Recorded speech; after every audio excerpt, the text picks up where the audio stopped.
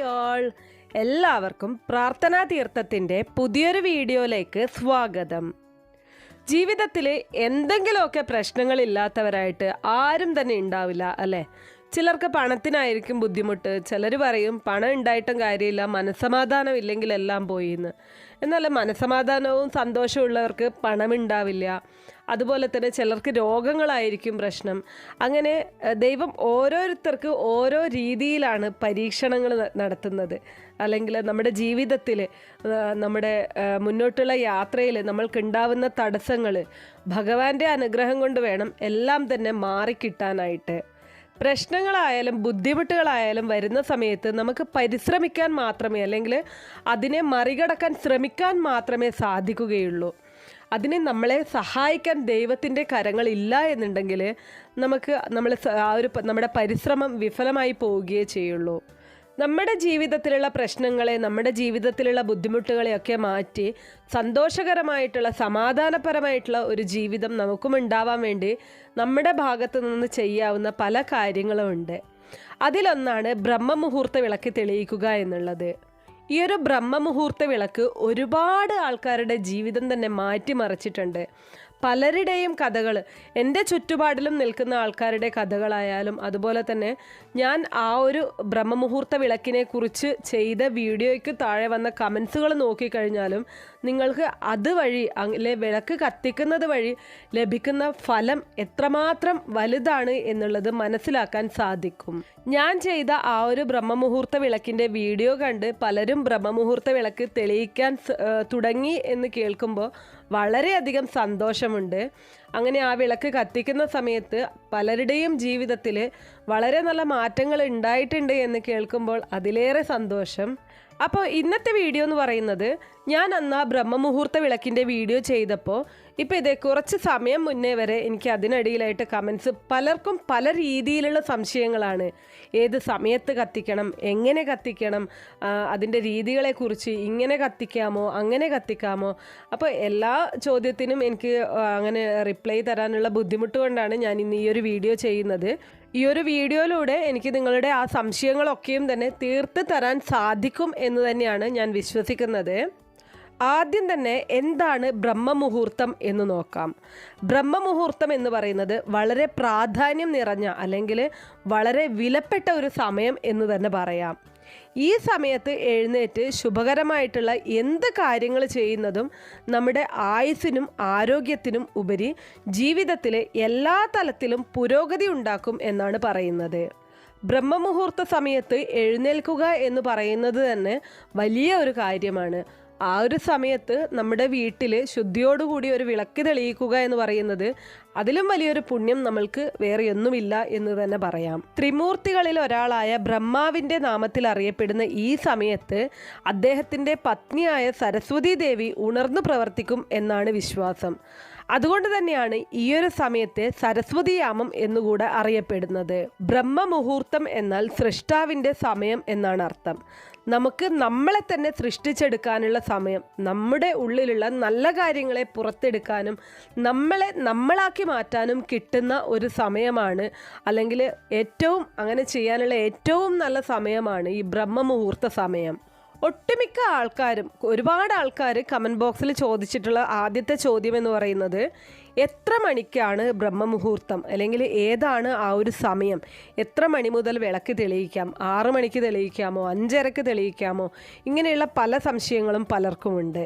മാസവും ദിവസവും ജില്ലയും അനുസരിച്ച് സൂര്യോദയത്തിൻ്റെ സമയത്തിലും മാറ്റമുണ്ടാവുന്നുള്ളത് എല്ലാവർക്കും തന്നെ അറിയുന്ന കാര്യമാണ്. അതുപോലെ തന്നെയാണ് അതോടൊപ്പം ബ്രഹ്മമുഹൂർത്ത സമയവും മാറും. ഒരു മുഹൂർത്തം എന്ന് പറയുന്നത് 2 നാഴികയാണ്. അതായത് 48 മിനിറ്റാണ് ഒരു മുഹൂർത്തത്തിൽ വരുന്നത്. സൂര്യാസ്തമയം മുതൽ സൂര്യോദയം വരെയാണ് രാത്രി എന്ന് നമ്മൾ പറയുന്നത്. രാത്രിയുടെ അവസാനത്തെ കാൽഭാഗമാണ് ബ്രഹ്മമുഹൂർത്തം. അതായത് സൂര്യോദയത്തിന് മുന്നേയുള്ള 48 മിനിറ്റ്. ഇപ്പം നമ്മൾ ബ്രഹ്മമുഹൂർത്ത സമയം കാൽക്കുലേറ്റ് ചെയ്യുന്ന സമയത്ത് സൂര്യോദയത്തിൻ്റെ 1 മണിക്കൂർ 34 മിനിറ്റ് പുറകിലേക്ക് നോക്കി ഒരു 4:30 സമയമാണ് ബ്രഹ്മമുഹൂർത്തം എന്നെങ്കിൽ അതിനുശേഷം 48 മിനിറ്റ് ബ്രഹ്മമുഹൂർത്തമാണ്. ദിവസവും ഈ ഒരു സമയം നമ്മൾക്ക് കാൽക്കുലേറ്റ് ചെയ്യാൻ ബുദ്ധിമുട്ടുണ്ട് എന്നുള്ളത് കൊണ്ട് തന്നെ, അല്ലെങ്കിൽ എല്ലാവർക്കും അത് സാധിക്കില്ല എന്നുള്ളത് കൊണ്ട് തന്നെ പുലർച്ചെ 4:30 മുതൽ ഒരു 5:20 വരെയുള്ള സമയം ബ്രഹ്മമുഹൂർത്തമായിട്ട് പരിഗണിക്കാം. അപ്പോൾ ഇനി നിങ്ങൾക്ക് ഈ ബ്രഹ്മമുഹൂർത്ത വിളക്ക് കത്തിക്കേണ്ട സമയത്തിൽ ഒരു സംശയം വേണ്ട. അത് എത്രയാണ് എന്ന് ചോദിച്ചു കഴിഞ്ഞാൽ പുലർച്ചെ 4:30 മുതൽ 5:20 വരെയുള്ള ഏത് സമയത്തും നിങ്ങൾക്ക് ഈ ഒരു വിളക്ക് തെളിയിക്കാവുന്നതാണ്.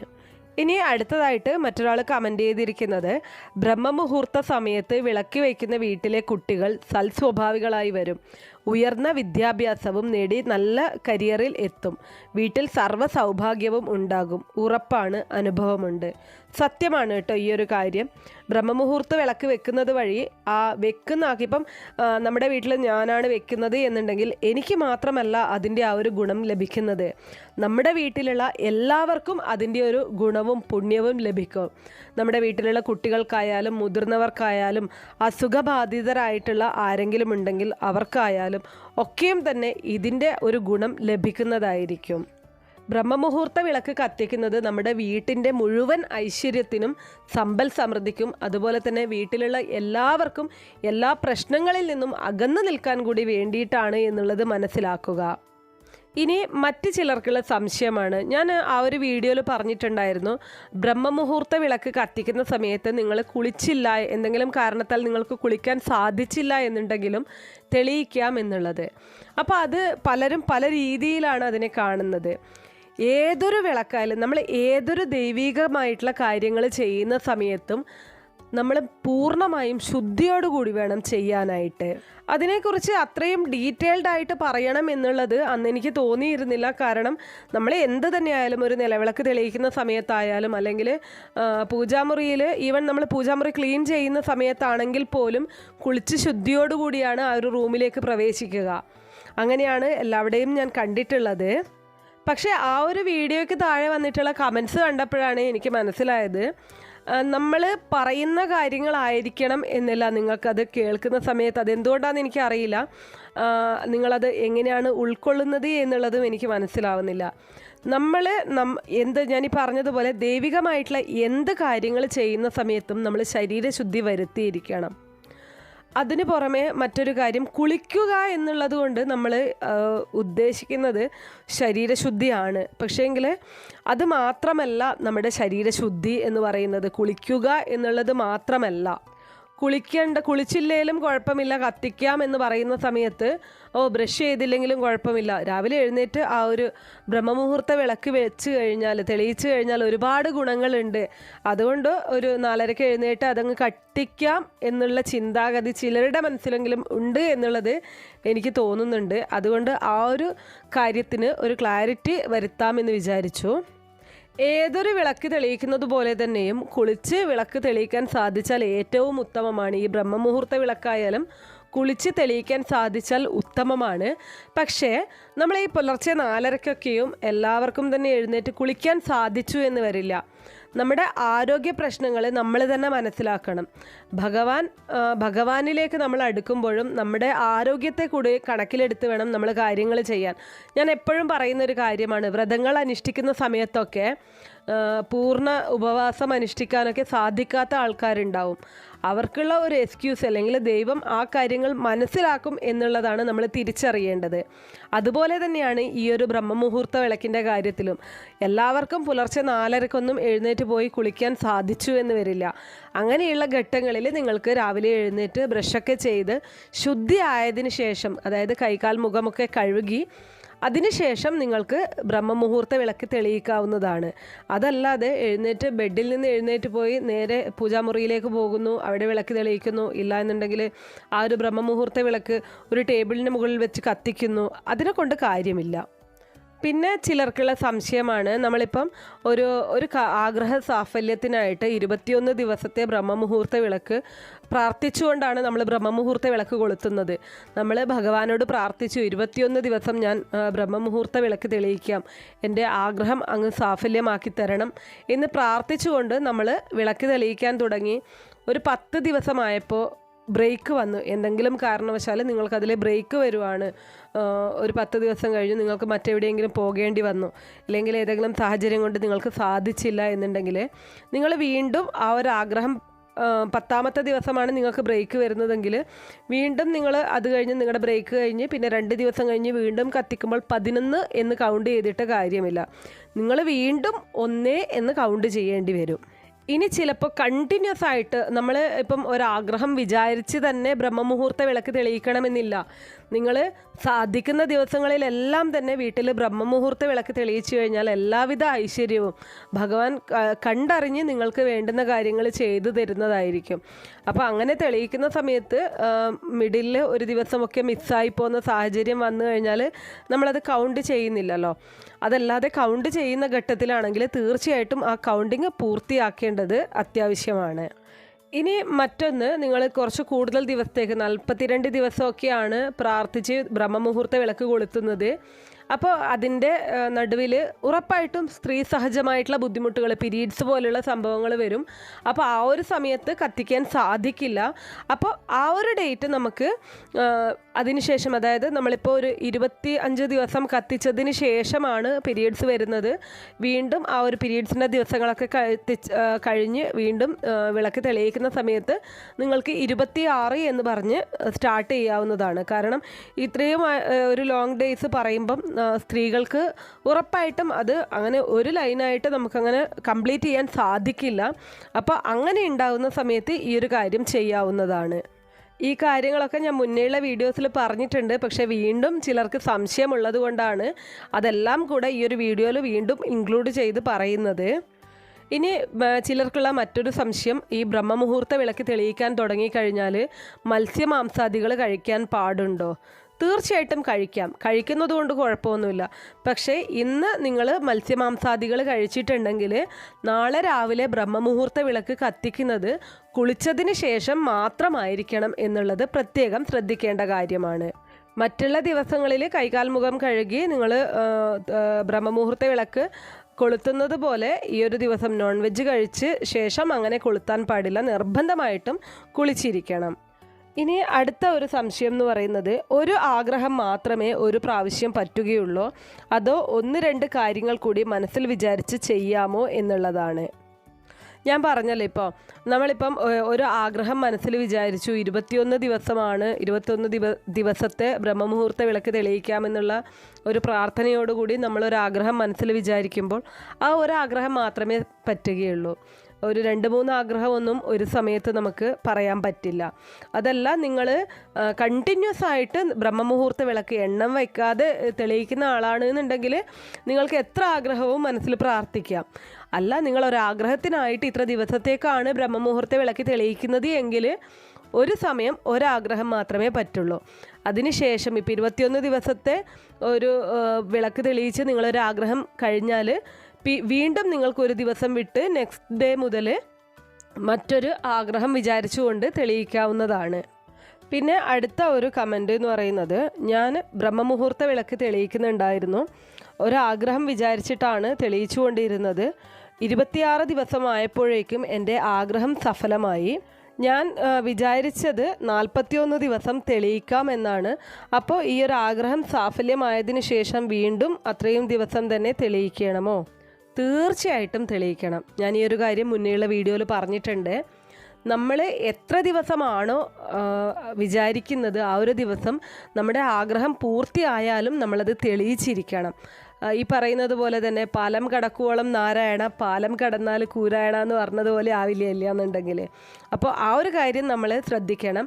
നമ്മൾ വിചാരിച്ചതുപോലെ കാര്യങ്ങൾ ഭഗവാൻ നടത്തി തരുന്നു എന്ന് കാണുമ്പോൾ ഭഗവാനോട് കൂടുതൽ അടുക്കുകയല്ലേ വേണ്ടത്. നമ്മുടെ കാര്യം കണ്ടു കഴിഞ്ഞു, ഇനി ആവശ്യമില്ല എന്നുള്ള രീതിയിൽ തഴഞ്ഞിട്ട് പോകാൻ പാടില്ല. അതല്ലേ ശരി? ആ ഒരു കാര്യം മനസ്സിലാക്കണം.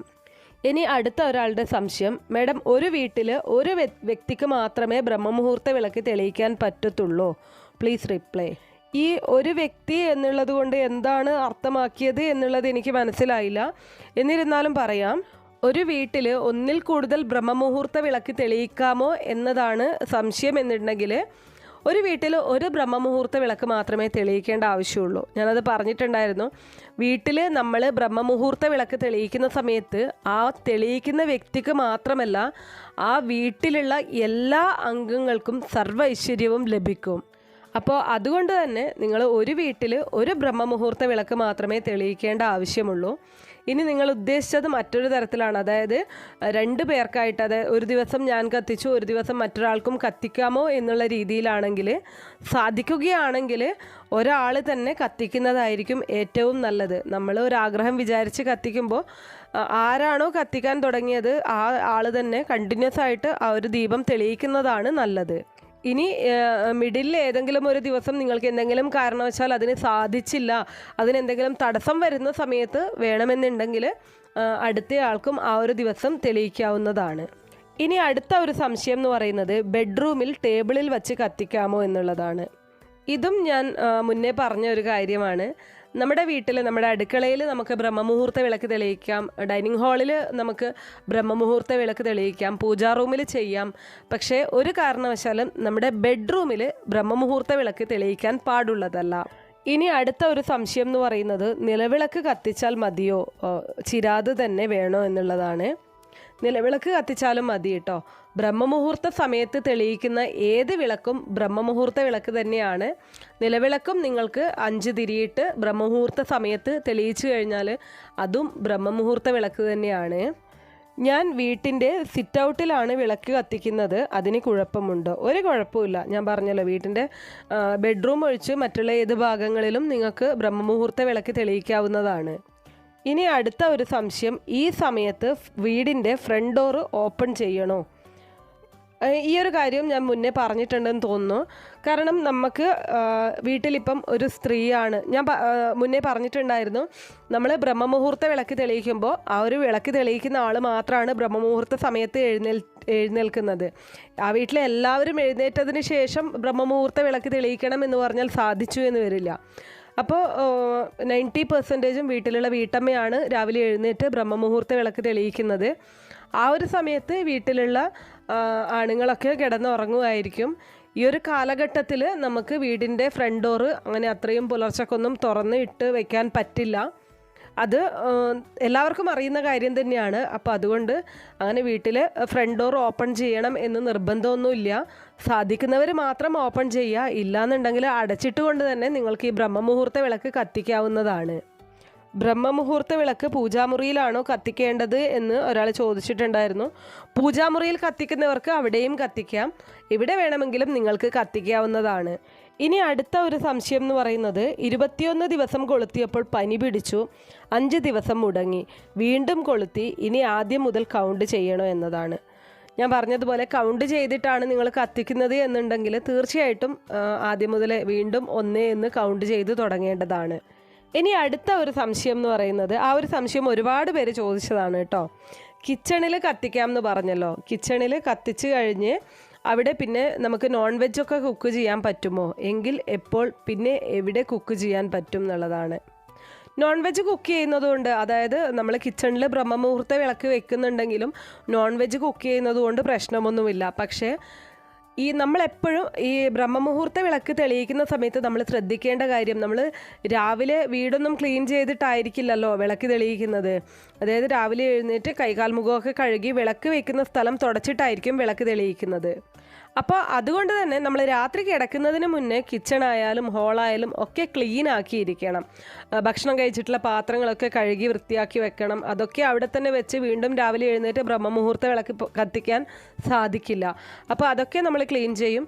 അതുപോലെ തന്നെയാണ് നമ്മൾ കിച്ചണിൽ നമ്മൾ നോൺ വെജ് കുക്ക് ചെയ്തിട്ടുണ്ടെങ്കിലും അതൊക്കെ ക്ലീൻ ചെയ്തതിന് ശേഷമാണ് രാത്രിയിൽ നമ്മൾ കിടക്കുന്നത്. രാവിലെ എഴുന്നേറ്റ് വീണ്ടും ആ ഒരു വിളക്ക് വെക്കുന്ന സ്ഥലം ഒന്ന് ജസ്റ്റ് തുടച്ച ശേഷം നമുക്കവിടെ വിളക്ക് വെക്കുന്നത് കൊണ്ട് വേറെ കുഴപ്പമൊന്നുമില്ല. ബ്രഹ്മമുഹൂർത്ത വിളക്ക് കിച്ചണിൽ വയ്ക്കുന്നു എന്ന കാരണം കൊണ്ട് നോൺ വെജ് വയ്ക്കാൻ പാടില്ല എന്നൊന്നുമില്ല. ഇതിൻ്റെ കൂടെ മറ്റൊരു കമൻറ്റ് കൂടെ ഒന്ന് വായിക്കാമേ. മാഡം, ഇതുപോലെ കാര്യങ്ങൾ പറഞ്ഞാൽ ഞങ്ങളെപ്പോലെ ഉള്ള സാധാരണക്കാർക്ക് പെട്ടെന്ന് മനസ്സിലാക്കാം. ഞാൻ സ്ഥിരമായി മാഡത്തിൻ്റെ വീഡിയോസ് കാണാറുണ്ട്. ജ്യോതിഷം പഠിച്ച മാഡം ആ രീതിയിൽ പറഞ്ഞാൽ എല്ലാ കാര്യങ്ങളും അത് പഠിക്കാത്ത ഞങ്ങൾക്ക് മനസ്സിലാവില്ലല്ലോ. ഇത് ഒരു റിക്വസ്റ്റായിട്ട് എടുക്കുമെന്ന് കരുതുന്നു. ആക്ച്വലി ഇതിനൊരു റിപ്ലൈ കൊടുക്കണമെന്ന് ഞാൻ കരുതിയതാണ് കേട്ടോ. കാരണം എല്ലാ കാര്യങ്ങളും നമുക്ക് ആ ഒരു സാധാരണ ചിലപ്പോൾ എൻ്റെ ആ ഒരു സംസാര രീതി കൊണ്ടാകും.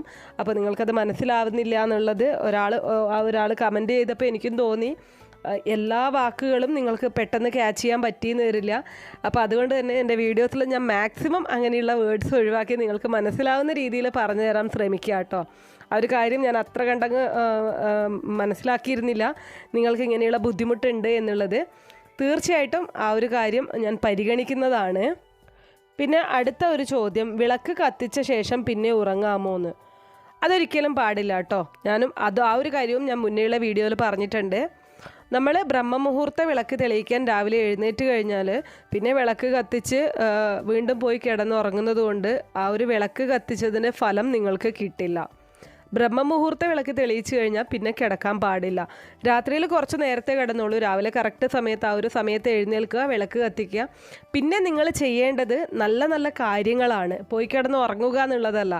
നല്ല കാര്യങ്ങളെക്കുറിച്ച് ചിന്തിക്കുക, നല്ല കാര്യങ്ങൾ ചെയ്യുക, ഭഗവാനോട് പ്രാർത്ഥിക്കുക. നിങ്ങളുടെ കഷ്ടപ്പാടുകളും ദുരിതങ്ങളും ഒക്കെ മാറ്റി സന്തോഷവും സമ്പൽ സമൃദ്ധിയുമുള്ള ഒരു ജീവിതം നിങ്ങൾക്ക് ഉണ്ടാവാൻ ഭഗവാനോട് മനമുരുകി പ്രാർത്ഥിക്കുക.